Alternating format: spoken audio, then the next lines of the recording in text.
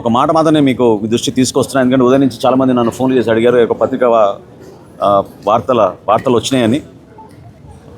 వివిధ మాధ్యమాల్లో కానివ్వండి, పత్రికల్లో వచ్చిన విషయం కానివ్వండి, పవన్ కళ్యాణ్ గారు రాష్ట్ర ప్రజలను దృష్టిలో పెట్టుకుని సార్వత్రిక ఎన్నికలప్పుడు అవసరమైతే మనం తగ్గుదాం,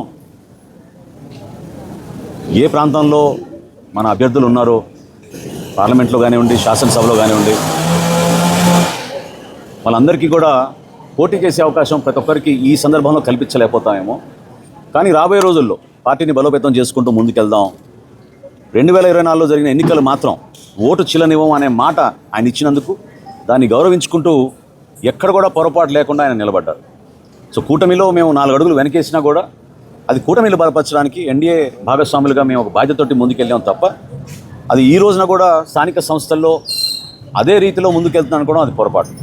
కాబట్టి జనసేన పార్టీలో ఉన్న మా నాయకులు, కార్యకర్తలు వివిధ ప్రాంతాల్లో మేము పర్యటించినప్పుడు వాళ్ళందరికీ కూడా రాబోయే రోజుల్లో కూడా మీకు పోటీ చేసే అవకాశం కల్పించడానికి కోసం తప్పకుండా మీ నాయకత్వం బలోపేతం అయ్యేటట్టు మీరు క్షేత్రస్థాయిలో పర్యటించండి, నిలబడండి.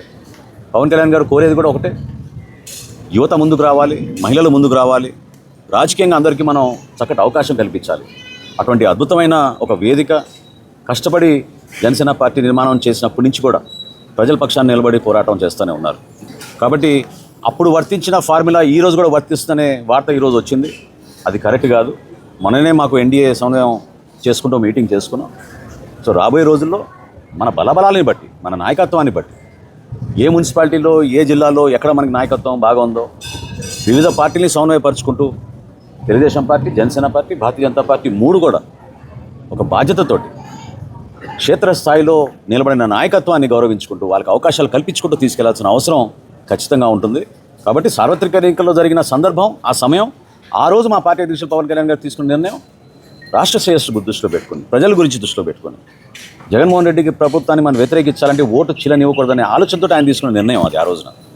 ఈ రోజున తప్పకుండా క్షేత్రస్థాయిలో మనం పర్యటిస్తున్నప్పుడు జనసేన పార్టీ నాయకుల, కార్యకర్తల ఆవేదనలు, వివిధ పార్టీల ఆవేదన కూడా మనం అర్థం చేసుకుని మన బలబలాలను చెక్ చేసుకుని ప్రొఫెషనల్ రీతిలో నాయకత్వాన్ని పెంచుకునే విధంగా, ప్రజలకి మరింత చొరవగా మనం పనిచేసుకునే విధంగా, అభివృద్ధి కార్యక్రమాలు ఎక్కడ కూడా వెనకడుగు వేయకుండా స్పెషల్ ఫండ్స్ కూడా క్రియేట్ చేస్తామని మన ముఖ్యమంత్రి గారు చెప్పారు. ప్రతి నియోజకవర్గంలో, ప్రతి మున్సిపాలిటీలో కూడా వీటన్నిటిని మనం బేస్ చేసుకుని రాబోయే రోజుల్లో ఎన్నికలకు సిద్ధమయ్యే విధంగా మనందరం కూడా మన పార్టీ అధ్యక్షులు పవన్ కళ్యాణ్ గారు చెప్పినట్టుగా అదేవిధంగా అక్కడ తెలుగుదేశం పార్టీ అధ్యక్షుడు చంద్రబాబు నాయుడు గారు, భారతీయ జనతా పార్టీ నుంచి నరేంద్ర మోడీ గారు ఇచ్చిన సూచనలతోటి రాష్ట్రాన్ని మరింత అభివృద్ధి చేసుకుంటూ ముందుకెళ్దామని ఈ సందర్భంగా తెలుపుకున్నాను.